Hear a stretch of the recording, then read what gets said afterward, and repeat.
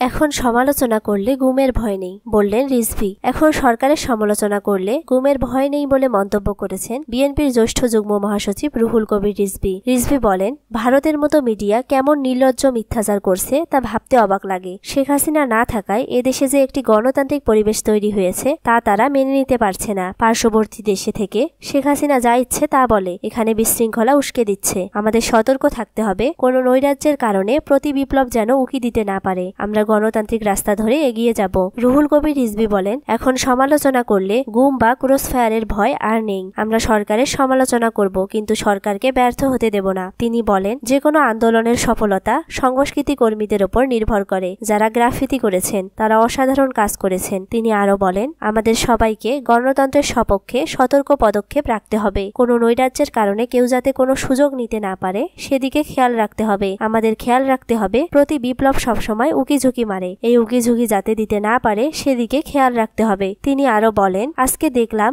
গাজীপুরের সাবেক মেয়র বলছে তাদেরকে যদি রাজনীতি করতে না দেওয়া হয় তাহলে কেউ শান্তিতে থাকতে পারবে না, অর্থাৎ হত্যার হুমকি দিচ্ছে। তাদের এই সাহসটা কে দিচ্ছে? সেই সাহসটা দিচ্ছে পার্শ্ববর্তী দেশ থেকে শেখ হাসিনা, এবং হাসিনাকে সাপোর্ট দিচ্ছে তাদের পলিসি মেকাররা। এটা তো বাংলাদেশের সার্বভৌমত্বের উপর সরাসরি হস্তক্ষেপ, ভয়ঙ্কর রকমের হস্তক্ষেপ। চরমভাবে আন্তর্জাতিক রীতিনীতি সমস্ত কিছু লঙ্ঘন করে এই কাজটি করা হচ্ছে।